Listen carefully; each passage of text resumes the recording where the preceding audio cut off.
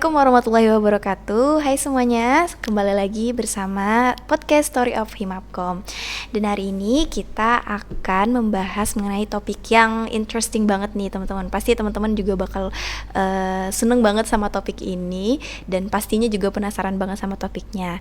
Mungkin bisa dilihat nanti di timeline-nya juga untuk topiknya, yaitu berkuliah di luar negeri, pengalaman, persiapan dan juga peluangnya. Nah, teman-teman, topik yang luar biasa pasti juga harus mendatangkan narasumber yang luar biasa. Dan di sini kita ada kedatangan Kak Zakia. Hai Kak. Halo semuanya. Silakan disapa dulu teman-teman di sana Kak. Halo. Nanti. Oke, kami berterima kasih banget kepada Kakak nih karena udah meluangkan waktu untuk datang ke sini berbagi ilmu dan juga pengalaman bersama kami.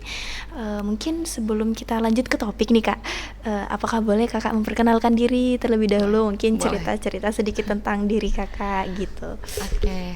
Halo teman-teman semuanya. Sebelumnya terima kasih ke teman-teman pendidikan komputer Fakultas Keguruan dan Ilmu Pendidikan Universitas Mula Warman yang sudah mengundang aku di sini sebagai narasumber. Sebuah kehormatan untuk aku.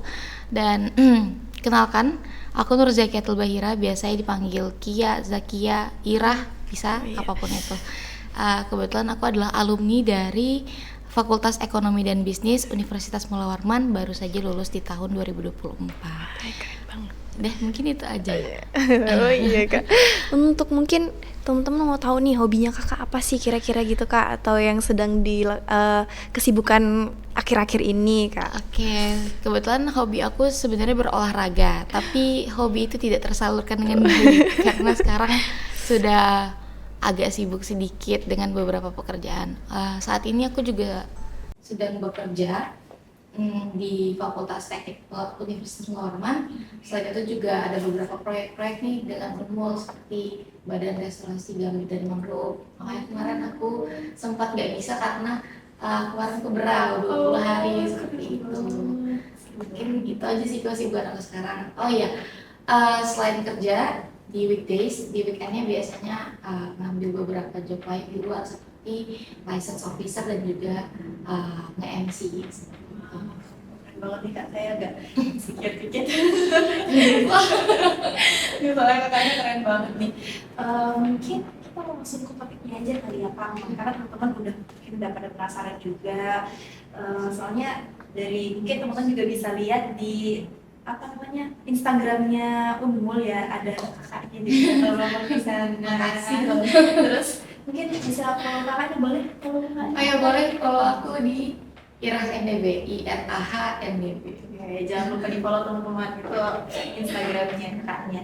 Oke, mungkin kita langsung ke topik pembahasan mengenai mungkin awal cerita nih Kak, awal cerita gimana kakak bisa berkuliah di luar negeri, mungkin persiapan-persiapan apa aja yang kakak lakukan sebelum kakak berkuliah di luar negeri kemarin gitu. Nah, oke, mungkin kalau berbicara tentang awal mula aku berkuliah di luar negeri, itu sebenarnya karena aku join satu organisasi di bawah UPT Layanan Internasional yang namanya International Student Body. Jadi salah satu keuntungan menjadi seorang body itu kita dapat informasi tentang beasiswa itu lebih cepat dibanding teman-teman yang lain, atau mungkin teman-teman yang lain nggak dapat tapi kita dapat gitu, karena kadang UPT Layanan Internasional itu sudah menyebarkan mungkin sangkut di beberapa tahapan gitu, jadi tidak sampai ke semua students di Universitas Mula Warman, tapi karena kita langsung di situ, jadi kita dapat infonya. Nah itu yang pertama. Yang kedua, tadi juga karena sudah ada info dari UPK internasionalnya, dan sebenarnya aku menargetkan untuk IISMA. Tapi setelah dilihat-lihat, change-nya tidak sebegitu besarnya nih untuk diriku sendiri. Jadi beloklah kita ke ICT, International Credit Transfer, seperti itu ceritanya. Nah setelah diikuti seleksinya ternyata lolos aja nih. Jadi alhamdulillahnya lolos aja nih. Tahapannya ada beberapa itu. Jadi kayak screening CV, terus juga ada seleksi dalam bahasa Inggris di UPK Internasional. Terus juga nanti ada ditanyakan kesediaan terkait pembiayaan dan segala macamnya. Itu. Tahapannya sendiri tuh susah nggak sih Kak kalau misalnya mau ikut program-program kayak gitu, dan mungkin Boleh dijelaskan sedikit nih Kak, program-program kesana itu ngapain aja, misalnya belajar atau bagaimana gitu? Oke, jadi kalau tahapannya sendiri sebenarnya tidak begitu sulit ya. Kalau em, untuk di Unmulnya, jadi sebenarnya ICT itu ada dua, teman-teman. Ada yang pembiayaan dari universitas dan ada juga yang pembiayaan dari Belmawa atau Kemdikbud seperti itu. Turunannya Kemdikbud kalau tidak salah. Nah, sebenarnya kalau aku kemarin itu kita pembiayaannya dari universitas, jadi dari UPTRI dan juga dibantu oleh Fakultas FEB seperti itu. Nah, kalau misalnya eh, pembiayaan di Dikbud itu sendiri, mereka harus ada seleksi lagi sebenarnya. Tapi seleksinya dalam bentuk berkas yang disiapkan oleh UPT Layanan Internasional seperti itu. Nah, itu yang pertama. Yang kedua, untuk tahapannya sendiri, kemarin itu yang pertama kali kita ikuti adalah registering myself gitu loh. Registering myself, terus kayak mendaftarkan diri kita sendiri gitu loh. Ya, yang pertama yang pasti kita mendaftarkan diri kita sendiri setelah ada informasi itu ke UPT Layanan Internasional. Setelah itu nanti dipanggil nih untuk pengumpulan berkas, entah itu transkrip atau juga CV kalian seperti itu, dan juga sertifikat sudah mengikuti tes bahasa Inggris. Kalau aku kemarin aku ikutnya MUIPT. MUIPT itu Mulawama University English Proficiency Test. Gitu. Jadi, nah kalau di FEB sendiri memang MUIPT ini di awal, sementara kalau di fakultas lain itu biasanya saat kalian akan pendadaran gitu. Nah jadi aku pakai MUIPT aku nih, tapi kalian bisa juga pakai di bisa TOEFL atau yang lainnya seperti itu bisa. Selanjutnya setelah CV-nya dan MUIPT-nya atau tes bahasa Inggrisnya ini lolos, dilihat memenuhi syarat, nanti kalian akan dipanggil untuk interview seperti itu. Interviewnya dalam bahasa Inggris oleh beberapa dosen yang memang mereka adalah lulusan luar negeri. Itu berbagai macam tuh, dari fakultas teknik, dari fakultas ekonomi bisnis, dari FKIP juga ada seperti itu. Terus setelah itu nanti kalian akan diumumkan lolos atau tidaknya. Setelah itu sampai di tahap pengumuman itu kan kita belum tahu nih apakah kita dibiayai oleh Kemdikbud atau tidak. Nah biasanya akan ditanyakan terkait pendanaan kalian, apakah kalian bersedia untuk pergi dulu dengan biaya kalian sendiri, setelah itu diganti atau bagaimana, atau mungkin mengusahakan dengan fakultas kalian seperti itu. Intinya pendanaannya itu berputar-putar di situ. Seperti itu sih. Agak lumayan panjang juga ya Kak ya? Panjang sedikit. Kira-kira berapa bulan itu Kak untuk seleksi-seleksi dari awal sampai tahap akhirnya gitu? Kalau aku kemarin sekitar 2 bulanan sih, karena ada jeda gitu, karena ada jeda pengumuman yang Kemdikbud itu kan, gitu. Jadi kayak 2 bulanan, seleksinya itu sekitar bulan Juni, Juni apa Juli kalau nggak salah. Juni. Sekitar itu lah ya, sekitar itu pokoknya. Lupa soalnya. Nah itu terus pengumumannya itu fixnya banget itu di bulan Agustus gitu. Cuma kalau misalnya rentang waktunya itu 2 bulan aja, untuk di sananya berapa bulan Kak untuk belajar di sananya? Belajar di sananya kemarin aku sekitar 5 bulanan, startnya dari Oktober sampai Maret 2024.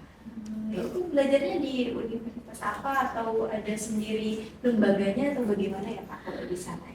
Kebetulan kemarin aku di University Utara Malaysia, kita sebutnya UUM.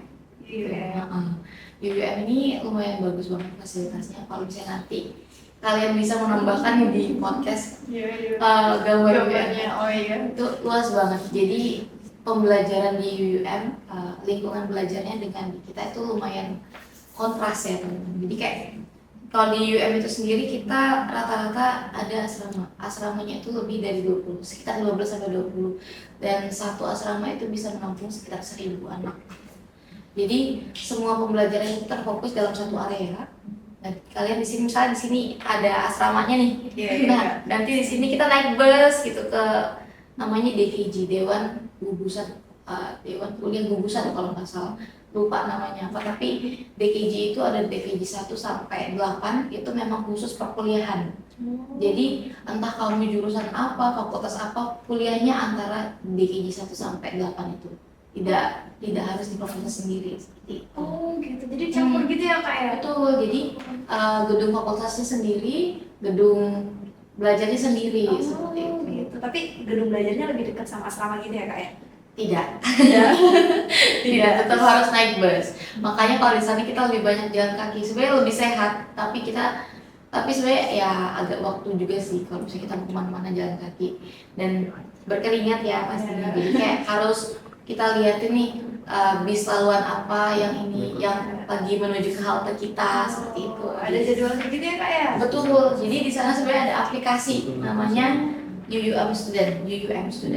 Nah di UUM Student itu semuanya ada.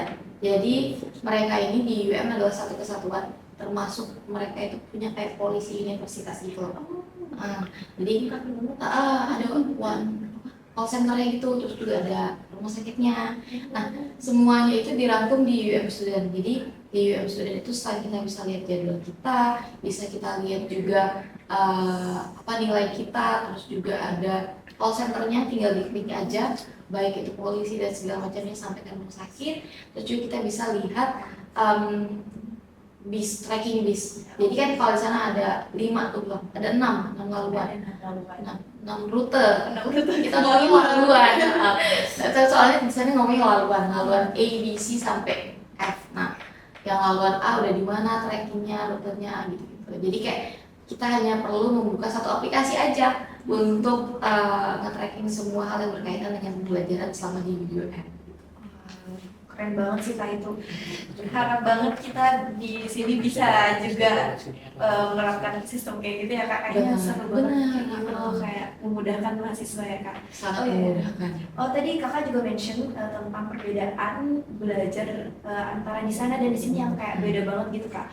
Kalau boleh tahu nih Kak ya, pasti selain cara belajar dan lain sebagainya, pasti banyak hal yang berbeda dari sana dan di sini, mulai dari jiwa atsa Kak atau cara bersosialisasi.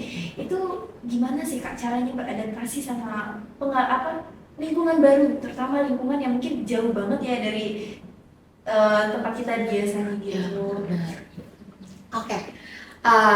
Karena tadi aku sudah mention sebelumnya, aku ini berasal dari International Student Body. Jadi International Student Body itu kan memang tugasnya adalah mendampingi tamu-tamu asing, baik itu mahasiswa maupun tamu-tamu penting seperti itu. Nah karena sudah berangkat dari situ, maka aku paham nih siapa yang harus aku temui saat aku ke luar negeri gitu, ke universitasnya seperti itu. Karena setiap universitas harusnya punya body itu sendiri. Jadi kemarin kebetulan karena kita itu yang International Inbound Mobility Student-nya itu dipisahin, kita itu lebih dekat sama yang namanya GBC, Global Buddies Club. Nah sama nih, Buddies kan namanya. Jadi untuk beradaptasi, untuk beradaptasi lah semuanya, keperluan ini itu, pokoknya semuanya. Itu kita nanya ke situ. Nah, beradaptasi dari situ. Setelah tahu habitnya, jadi kayak kita menggali informasinya dari buddiesnya mereka. Setelah tahu informasinya, baru kita masuk ke kelas. Nah, ternyata di kelas itu seperti apa, ya tinggal pintar-pintarnya kita lagi aja. Gitu.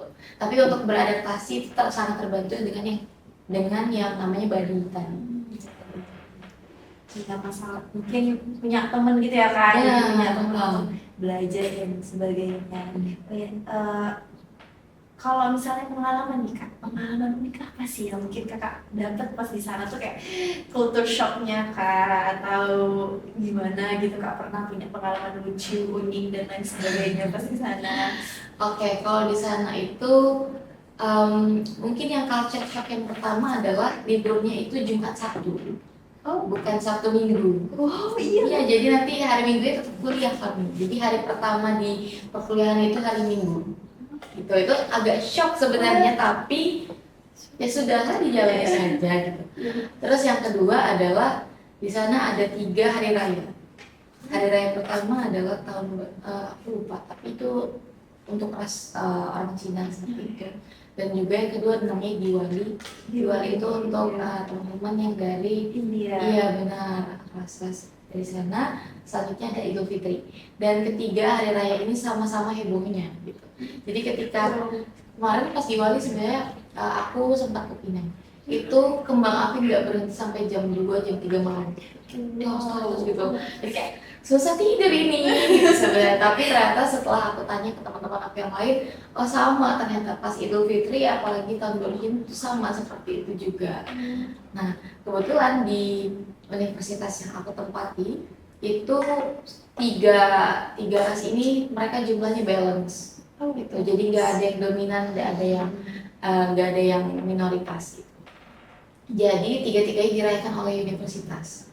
Jadi setiap hari raya kita merayakan nih, apalagi untuk yang International Student Society. Nah, itu kan banyak tuh karena di UM itu banyak juga yang dari Somalia, dari Jepang. Itu banyak banget. Bener-bener kayak diversity banget ya kan? Iya benar. Banyak banget international student yang mereka seperti itu. Dan karena itu tadi kayak ternyata di sini mereka merayakannya bareng-bareng seperti itu dan disupport juga sama petugas universitas gitu. Jadi kayak kalau di sana kita nyebutnya CIAC. CIAC itu Center of International intinya urusan internasional di mereka. Mereka tuh datang juga meskipun malam gitu. Jadi kayak ini sangat berbeda sih kalau bisa di kita. Terus culture shock yang ke selanjutnya Kedua, ketiga, dan sebagainya kan? Dan sebagainya itu karena mereka udah digital, maksudnya kayak digitalisasi gitu ya. Semua absen itu kita tinggal scan. Jadi nanti dosennya hanya buat barcode-nya di e-learning kita. Nanti kita scan pakai aplikasi yang sudah disampaikan di UM Student, otomatis baca gitu. Terus banyak banget, jadi setiap kelas itu sudah dilengkapi dengan bentukan kelas itu teater gitu. Teaternya kayak di Unhab gitu. Mereka rata-rata kelasnya, hampir semua kelasnya itu seperti itu. Jadi kayak ada dosen tuh bener-bener di depan gitu ya? Iya benar. Kayak... Dan kita tuh naik ke atas kayak gini. Oh iya. Dan ternyata mereka itu menerapkan layout kelas seperti itu memang dari awal. Jadi kayak 1900 sekian tuh memang sudah seperti itu. Jadi aku ada kelas, waktu itu aku masuk ke kelas yang memang fasilitas kursi dan mejanya itu kayu, tapi memang sudah disusun kayak gitu. Jadi kayak itu sudah lama sih produknya, kayak kelihatan banget kan kalau kayu itu udah lama gitu. Agak lapuk sedikit. Tapi kayak tetap ini, jadi kayak ternyata lebih enak gitu loh belajar dari gitu ya, kayak. Dan dibanding kita mungkin kayak datar seperti ini kadang di belakang nggak kelihatan ya kan. Iya. Nah kalau layoutnya seperti itu kan dari belakang kelihatan dosennya juga bisa lihat ke atas tuh. Iya benar-benar bisa kelihatan semua gitu ya kak ya. Benar. Dan selanjutnya culture shock yang ketiga adalah di sana namanya bukan Grab tapi sapu. Iya. Tapi naik sapu yuk. Ya udahlah naik sapu aja. Sapu. Apa itu sapu gitu ya. Nah ternyata di sana untuk transportasi umumnya selain bis dan segala macamnya untuk di lingkungan universitas dan lingkungan Kedah itu disebutnya adalah sapu. Tapi cara ordernya itu tidak sama seperti Grab. Tapi kita harus join yang namanya grup Telegram, sapu UUM, sapu ini, sapu itu gitu.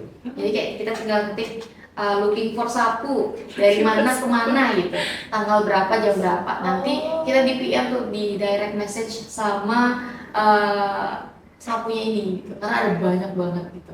Order gitu. Iya, jadi kayak kita tinggal cari harga yang mana yang murah nih gitu. Seperti itu. Gitu Itu culture shock sih. Culture shock.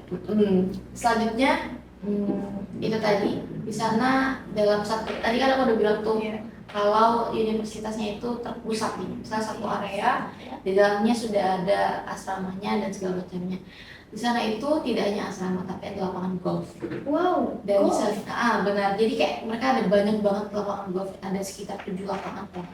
Aku nggak tahu cara menyebut golf ini seperti apa ya apa. Terus itu semua fasilitas olahraga itu ada. Jadi ada bornya, ada gym, Wow, itu free untuk semua. Free. Wow. Ada kolam renang, ada trekking, ada panahan, ada kayak, kalau tau kayak itu yang Kak. Iya. gitu.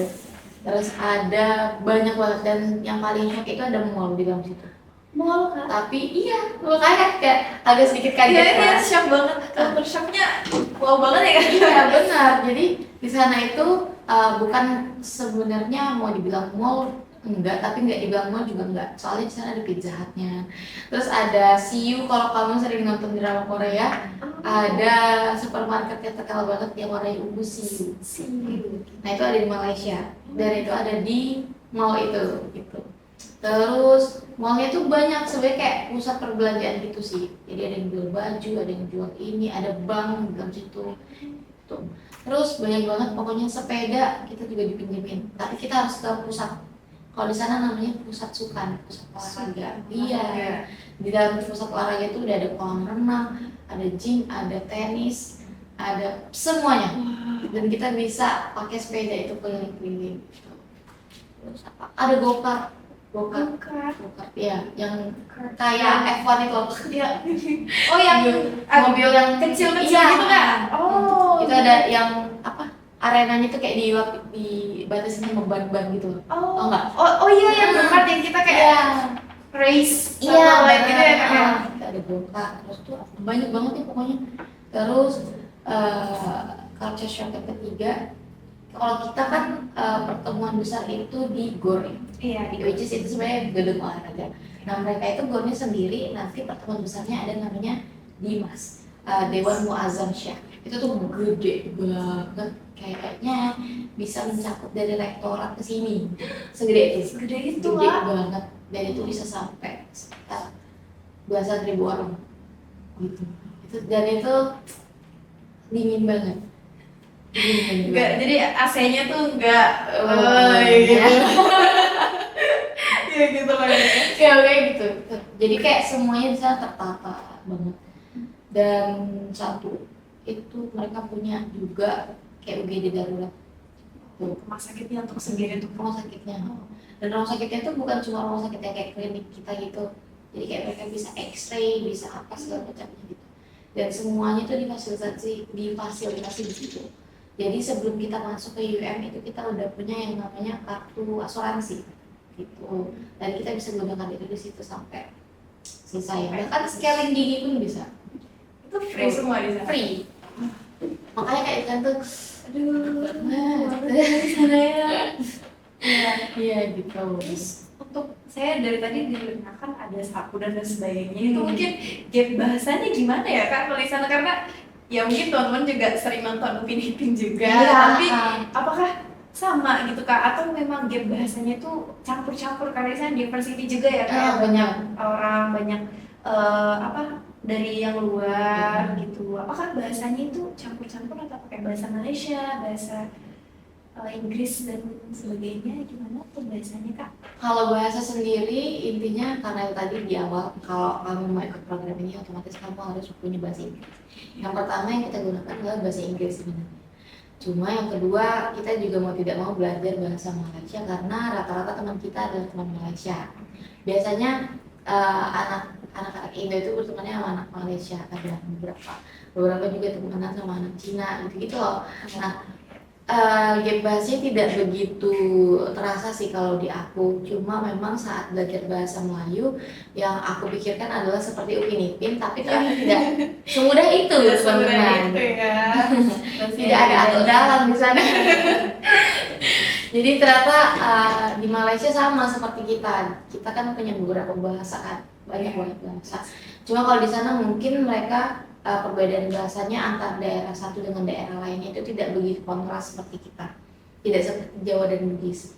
Tetap bahasa Malaysia, cuma ada beberapa kata di negeri di sana sebenarnya negeri ini, tapi di sana tidak ada gitu. Dan mungkin lebih ke perbedaan logatnya aja, aksen mereka. Jadi kalau di negeri Kedah itu sebutan provinsi sih kalau aku nangkepnya di sana. Jadi kayak negara bagian negeri Kedah itu mereka lebih cepat ngomongnya. Nak keluar tuh kadang nya tuh udah nggak keluar. Jadi sebenarnya kayak agak mumbling, jadi kayak harus didengarkan baik-baik. Jadi tuh kayak actionnya jadi kerasa banget bedanya kan kalau Terasa bedanya. Sementara kalau misalnya kamu sudah ke kota-kota besar seperti Kuala Lumpur, Pinang, itu rata-rata mereka menggunakan bahasa Inggris gitu. Karena di KL dan Pinang itu lebih banyak lagi yang Cina dan pendatang lainnya itu banyak di situ. Seperti itu. Untuk belajar sendiri Kak di dalam kelas itu biasanya pakai bahasa apa? Bahasa Inggris Kak atau bahasa Melayu Kak? Nah, jadi di UM itu satu matkul biasanya ada 1 sampai 3 kelas, 2 sampai 3 kelas. Jadi misalnya matkul pendidikan biologi ini contoh. Nah, nanti dia akan menyediakan 3 kelas, 2 sampai 3 kelas. Nah, kelas A itu sudah pasti pakai bahasa Inggris. Kelas B itu pakai bahasa Melayu. Nah, biasanya kalau misalnya ada banyak peminatnya, mungkin nanti juga ada yang ke bahasa Mandarin seperti itu. Jadi kita bisa milih gitu ya Kak? Bisa milih. A, B, C gitu. Kan biasanya di. Nah, kebetulan semua kelas aku pakai bahasa Inggris kecuali satu matkul itu aku ambil psikologi sebenarnya. Itu kita pakai bahasa Melayu. Tapi alhamdulillahnya dosennya itu masih memperbolehkan aku untuk menggunakan bahasa Indonesia ketika ujian. Gitu. Ya. Benar. Jadi tulisnya pakai bahasa Indonesia gitu. Tapi campur-campur sebenarnya. Nah, itu juga culture shock. Jadi kayak dosennya itu sangat mentoleransi semua hal. Maksudnya tidak yang asal tidak dilewat batas wajar ya. Jadi kayak misalnya kita ngechat malam, kadang tuh tetap dibahas. Terus itu juga kadang kita menggunakan bahasa yang campur-campur, itu tetap oke. Oke, yang penting ngerti maksudnya gitu ya Kak ya. Oke. Mungkin ini kita mau nanya ke bagian ini Kak, peluangnya sendiri kan. Karena mungkin teman-teman ini banyak juga yang pengen mungkin mengikuti jejak Kakak, tapi mungkin bingung nih Kak cari peluang gitu. Bingung mau cari peluangnya di mana gitu, kayak kesempatannya di mana gitu nyari. Jadi mungkin bisa Kak kasihkan tips, trik dan lain sebagainya. Oke teman-teman, ini kan aku dapat peluangnya karena aku gabung nih di satu organisasi itu. Tapi jika teman-teman tidak bergabung, kalian bisa follow UPT Layanan Internasional. Itu kalau nggak salah Instagramnya IO Unmul kalau nggak salah. Tapi nanti coba dilihat aja. Intinya UPT Layanan Internasional. Terus juga biasanya akan di-share sih sama pihak fakultas. Harusnya di-share sama pihak fakultas. Terus itu untuk untuk dapat peluang lainnya, sebenarnya bisa nge-follow follow aja akun-akun internasional, urusan internasional sama seperti UPTLI tadi, tapi kampus-kampus lain. Ya, jadi karena biasanya mereka itu ada summer school itu juga bisa kalian ikutin, lumayan 2 minggu di negara orang kan. Nah biasanya itu fully funded, ada yang fully funded, ada yang half. Jadi kalian cari aja beberapa akun internasional, urusan internasional itu kalian follow, kalau misalnya ada buka dari situlah membuka gerbangnya. Tapi yang paling utama ya kalian ikutin ini sih, ikutin UPT Layanan Internasional, karena segala urusan luar negerian itu ada di mereka. Terus juga kalau misalnya biasanya ada juga tuh yang emang dari fakultasnya, contohnya kayak fakultas mereka itu ada ngeberangkatin students atau mahasiswa mereka ke Jepang kemarin. Kebetulan teman aku juga mereka ke Jepang selama 2 bulan kalau nggak salah. Terus ada juga yang ini di FKIP, kalau di pendidikan dunia kemarin dia di magang di Thailand 2 bulan, si teman aku juga. Nah jadi sebenarnya itu kita kalian cari informasi, tapi sumbernya biasanya itu di UPT Layanan Internasional. Jadi follow aja IO Unmul kalau nggak salah namanya, IO Unmul. Mungkin ini pertanyaan pribadi boleh ya Kak ya? Boleh. Ini mungkin saya pengen tahu aja sih Kak untuk mengenai pembiayaan itu. Apakah langsung diganti gitu kalau misalnya kita memang kesana dengan beasiswa fully funded, kita dulu yang membiayai terus nanti diganti, atau gimana kalau misalnya dari pengalaman Kakak gitu? Oke, kebetulan untuk yang misalnya dibiayai oleh Belmangla itu mereka nanti dananya akan turun ke UPTLP. Jadi langsung dibelikan saat itu juga, jadi mereka tidak mengeluarkan biaya apapun. Tapi kalau aku kemarin karena aku pembiayaannya dari universitas itu aku menunggu sebentar, jadi kayak menunggu sekitar setengah bulanan.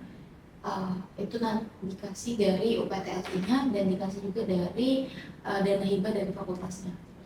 Jadi tidak menunggu selesai baru diganti, itu enggak. Jadi kayak kita nunggu aja sebentar, nanti dikasih, tapi memang di awal mungkin kamu harus keluar biaya sedikit dulu. Gitu. Oke. Mungkin ini kami kemarin membuka pertanyaan di Instagram. Takut banget ini ya.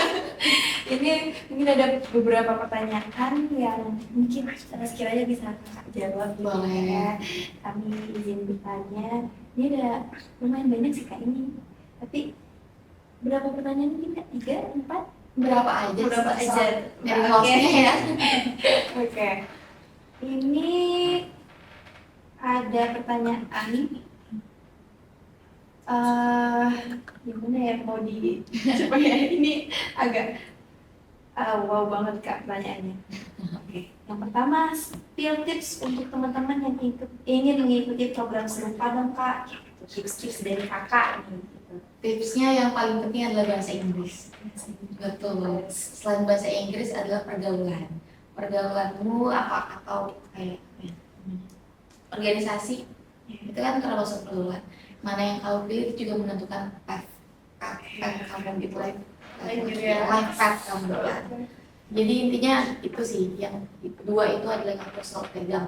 Jadi belajar bahasa Inggris itu tidak hanya sebulan 2 bulan, tapi seumur hidup. Karena kan ada banyak kosakata bahasa Inggris yang tidak kita ketahui kan. Sampai sekarang pun aku masih. Jadi kayak misalnya aku baca buku di Gramet dan aku nemuin nih satu kata bahasa Inggris, aku akan catat nih, ada grup khusus namanya vocab. Itu aku catat di situ artinya apa. Ini belajar bahasa Inggris terus-menerus. Yang kedua, yang tadi pergaulan, pilihlah organisasi yang memang membantu kamu untuk berkembang dari segi manapun, entah dari soft skill kamu, baik itu juga dari hard skill kamu seperti itu. Tuh, itu tips yang paling penting menurut aku. Teman-teman belajar bahasa Inggris. Belajar bahasa Inggris pokoknya. Ini ada lagi kak, apa sih kak yang bikin kakak tertarik nih buat ikut program yang pernah kakak ikutin itu? Oke, sebenarnya ini apa ya? Alasannya agak pribadi, personal. Jadi ceritanya di bulan Juli itu aku putus. Oke. Broken heart. Oh, broken heart. Ya, broken heart gitu ceritanya. Jadi bulan Juli aku putus. Oh, berarti pendaftaran bulan Juli. Oh iya. Karena putusnya bulan Juli. Oke. Ya gitu. Jadi karena setelah masa hubungan yang panjang terus putus kan galau ya kak ya. Jadi kayak gimana caranya agar galauku ini bisa membawa aku jalan-jalan. Sebenarnya tidak ada maksud khusus, cuma mau jalan-jalan aja, naik pesawat gitu ceritanya.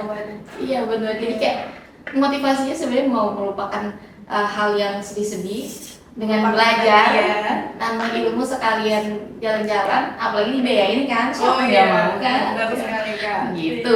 Itu motivasi terbesarnya sebenarnya. Oke, mungkin itu apa ya kak? Cara paling positif Betul. untuk menyalurkan sakit hati ya kan, Betul. daripada broken heartnya leading to something yang gak bagus. Mending kita ya selain broken heart-nya selesai, ya dapat CV-nya bagus juga kan. Iya bener kak. Gitu. Itu tips untuk teman-teman yang lagi Galau, ikut aja apapun itu. Oke. Jadi pertanyaannya agak gimana, tapi tips cara berbaur sama orang luar dong kak. Oke. Ya intinya bisa ngomong dulu nih. Kembali lagi bahasa Inggris. Nah gitu. Jadi sebenarnya untuk berbaur dengan orang luar agak culture shock juga ya, karena kita kan kemarin ada beberapa ras gitu kan, dan masing-masing mereka itu punya kebiasaannya mereka masing-masing. Tapi intinya ketika kalian melihat mereka itu tidak sesuai dengan habit kalian, ya udah nggak apa-apa gitu. Intinya ketika kita berbaur dengan satu kelompok baru, ya bawa aja diri kalian untuk apa ya, cheers aja gitu loh, kayak nikmati aja. Karena at the end of the day nanti kalau misalnya kalian kemana-mana, yang membantu kalian adalah relasi kalian di mana-mana itu tadi gitu. Sebenarnya kuncinya adalah bahasa Inggris. Yang kedua, sebelum kalian pergi atau sebelum kalian move ke satu tempat, kalian tahu dulu itu tempatnya apa. Jadi kayak ada topiknya gitu loh. Misalnya kayak aku ke UUM nih, oh aku tahu itu tuh di Kedah. Nah, Kedahnya aku nggak tahu ada apa aja. Berarti itu bisa jadi topik kan. Kita tanya nih, di Kedah ini ada apa ya? Atau misalnya kalian mau ke Malaysia, jadi kalian bisa juga nih nanyanya, aku kalau mau jalan-jalan di Malaysia di mana ya? Itu tuh akan membuat satu conversation dengan teman-teman baru kamu gitu. Karena mereka pasti akan senang kan jika kita tanyai terkait dengan negaranya mereka, dan apalagi kalau misalnya kamu tanya tentang daerah asal mereka gitu. Seperti itu. Sebenarnya dari situ. Terus apa lagi? Seperti itu aja sih kalau dari aku. Berarti skill mencari topiknya ya, Iya, betul, skill mencari topik. Jadi ya, cari tahu dulu aja kamu pergi kemana, apa yang seharusnya nggak ditanyakan, tanyakan aja pokoknya. Iya. Pokoknya jadi Chris tentang semuanya lah Kak ya. Semuanya ditanyain, apa aja ditanyain. Yang penting jadi deket ya Kak ya. Oke. Mungkin ini satu lagi nih Kak, pertanyaan. Ada nggak Kak? Mungkin sudah dijawab sama Kak, tapi mungkin ini ada yang lain. Mungkin ada nggak Kak perbedaan yang kerasa banget antara sistem pendidikan di Malaysia sama di Indonesia? Ada. Setelah yang aku jelasin tadi, ini adalah yang paling culture shock tapi aku lupakan. Iya. Jadi kalau ujian di sana betul nggak bisa nyontek, sama sekali. Jadi kayak kita ini satu ruangan besar, bahkan noleh pun nggak berani kami, karena satu ruangan besar jaraknya itu seperti ini kayak itu. Jadi kayak agak ada jaraknya, tapi satu ruangan itu bisa 100 orang, 100 sampai 200 orang yang ujian. Tapi yang jaga itu juga lebih banyak, 20 orang, dan itu mereka selalu berkeliling. Jadi kayak semua hal itu tidak boleh kita bawa. Jadi kayak saat tas ditaruh di belakang, intinya yang boleh di atas meja itu hanya kartu ujian. Terus itu juga paspor. Kalau kami yang internasional bawa paspor sama kartu, ada yang harus kami screenshot dari UM student itu. Terus juga pensil dan alat tulis lainnya. Alat tulis aja, nggak usah kotak pensilnya. Gitu. Itu yang pertama. Mereka mengadakan itu sangat tepat waktu dan diawasi oleh dosen dan juga pengawas lainnya yang jumlahnya itu banyak puluhan. Dan itu selalu berputar-putar. Jadi kayak takut tuh gitu kan. Nah, Monolog aja nggak bisa ya? Iya, monolog aja nggak mungkin. Terus itu yang kedua, saat ujian kamu mau ke WC itu akan diikuti oleh satu orang penjaga. Oh, sampai segitunya ya Kak ya? Iya benar, sampai segitunya. Dan ketika kamu keluar dari atau mau ke toilet itu, kamu harus nulis jam berapa kamu keluar dan jam berapa kamu masuk. Oh ya, kita harus berpakaian rapi. Oke. Kalau misalnya kamu nggak rapi, misal kamu pakai sepatu kets gitu, atau pakai sepatu yang nggak formal, itu didenda Rp30. Rambut panjang seperti mas-mas ini, itu didenda Rp30 pokoknya. Mas-mas di belakang kamera ini. Iya betul. Mas-mas itu terus tidak memakai kemeja, didenda Rp30. Bayangkan ada berapa ringgit itu yang mereka dapatkan ya. Wow. Gitu. Jadi kayak semuanya serba diatur sih kalau menurut aku. Tapi aku paham maksudnya untuk menyiapkan generasi yang siap bekerja, karena kan rata-rata di sana tuh kalau kerjanya emang kayak rapi. Itu juga ya tepat waktu sih menurut aku, orang-orang bisa takut lumayan tepat waktu gitu. Terus apa lagi ya, itu sih yang paling culture shocknya. Oh sama ini terkait asrama, tiap asrama itu punya karaoke-nya masing-masing. Jadi setelah kamu stres dengan ujianmu yang diawasi dengan berpuluh-puluh orang itu, kamu bisa healing, bisa refreshing di asrama kamu gitu. Jadi kayak bayar sekitar Rp10 gitu, dan nanti kamu bisa karaoke beberapa jam gitu. Itu yang paling berkesan di aku. Tapi enak juga ya Kak kalau misalnya kayak gitu, jadi benar-benar ujiannya tuh kita pure sendiri ngerjain, nangis lah kita di situ sendiri. Nangis. Gitu. Nah, terus itu saat ujian itu, aku tuh kan tipenya bukan orang yang hafalan kan. Iya. Baru kali itu aku hafalan. nggak lanjut karena memang yang ditanyakan. Tapi sebenarnya mereka tuh dosen-dosennya tuh baik sih, maksudnya kayak kasih kasih kisi-kisi, tapi bukan kisi-kisi yang saklek langsung jawabannya seperti itu enggak, tapi jawabannya tuh harus yang panjang juga gitu. Jelasan gitu ya kak ya. Betul. Terus sistem ujiannya di sana lumayan sedikit ribet sih, bukan ribet sih, cuma kayak agak takut-takut sih juga. Jadi kayak satu makul itu mereka akan ada satu lembar, bukan satu lembar, satu rangkap, satu bundle soal. Nanti satu jawabannya juga ada satu bundle dengan cover yang sama. Cover ini, cover bukunya, bukan buku sih, jadi kayak jepret-jepretan gitu. Staples-staplesan, terus nanti dikasihkan cover khusus untuk misalnya matkul A, di sini juga nanti matkul A-nya sama covernya gitu. Jadi kayak kertas ujian dan kertas ini tuh beda, tapi dengan cover yang sama. Dan meskipun sudah dibagikan, kita belum boleh untuk membuka soalnya. Jadi misalnya nih aku ditaruh nih, aku kayak gini aja tuh ketahuan loh, kayak mulai kan, jangan buka dulu sebelum semuanya hasilnya dibaca. Jadi kayak wow, itu kayak culture shock banget sih dulu aku. Ya, tapi keren. Sistematis banget ya kak ya. Sistematis.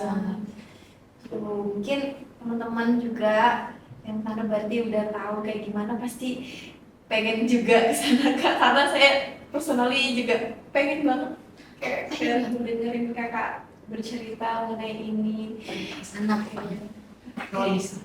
Ya, Kalau ada kesempatan pokoknya ambil aja, jangan diambil. Iya, kita teman-teman harus ngambil kesempatan. Oke, mungkin karena waktunya udah agak panjang kayak gitu, seru banget ngobrolnya kak, ini seru banget. Mungkin dari kakak ada lagi nih untuk teman-teman menyampaikan sesuatu untuk mungkin kedepannya teman-teman apa yang harus dilakukan biar bisa sekeren kakak ini. Mungkin pesan dari aku, belajar bahasa asing sebanyak yang kalian bisa, terutama di bahasa Inggris karena bahasa Inggris dipakai di seluruh dunia. Yang kedua, mungkin kalian bisa belajar bahasa Mandarin karena seperti yang kalian tahu, masyarakat Cina itu adalah salah satu yang terbesar di dunia dan otomatis tersebar di manapun gitu. Dan kalian sendiri tahu cara bekerjanya orang Cina itu seperti apa, dan rata-rata mereka juga menjadi atasan-atasan itu loh, dari pengusaha gitu kan. Benar. Jadi kayak ketika kalian sudah bisa menguasai dua bahasa itu, mungkin kalian bisa untuk melanglang buana lebih jauh dibanding aku gitu. Itu yang pertama. Yang kedua, yang pertama terkait bahasa. Terus aku juga mau tekanin lagi, pilihlah lingkungan yang bisa membuat kalian berkembang gitu. Jadi tidak hanya berkembang secara akademik, tapi berkembang juga terkait non-akademiknya gitu. Jadi misal soft skill-nya kalian berkembang, karena kalau misalnya kalian tidak bersosialisasi, percuma kalian pintar di akademik gitu kan. Karena kayak kalian tidak bisa menyalurkan kepintaran kalian gitu. Gak ada yang tahu gitu. Jadi bersosialisasilah dan pilihlah lingkungan mana yang kiranya cocok untuk kamu berkembang. Selanjutnya adalah yang ketiga, coba aja dulu. Kamu nggak akan tahu hasilnya ketika kamu tidak mencoba, ya kan? Sebenarnya kan kemarin aku iseng aja, tapi ternyata lolos aja. Nah, jadi kayak coba aja semua hal yang bisa kamu coba. Kalau misalnya sekiranya kamu sanggup untuk menjalani, pokoknya intinya coba semuanya, semua hal itu dicoba. Jadi sih, aku mau Makasih banyak kak, makasih banget motivasinya. Untuk teman-teman, kita mencoba dulu, siapa tahu coba-coba berhadiah ya kak ya, coba-coba berhadiah kayak kakak. Mungkin dari kami itu pertanyaannya. Sekali lagi terima kasih banyak kak udah berbagi pengalaman sama kami. Semoga kakak sehat selalu, bahagia selalu, makin sukses. Mungkin kedepannya bisa diundang di sini lagi kak. Boleh. Oke, untuk pertanyaan yang lebih lanjut mungkin apakah boleh tanya di Instagram aku di @ndb. Nanti mungkin aku open question box khusus hal-hal seperti ini kali. Tuh, makanya teman-teman jangan lupa di follow kakaknya biar bisa tanya-tanya lagi lebih lanjut. Betul. Ya, kayaknya. Mungkin itu aja dari kami kak. Untuk teman-teman semua, jangan lupa di follow kakaknya. Dan sampai jumpa lagi di podcastnya Story of Himapcom selanjutnya. Bye! Dadah.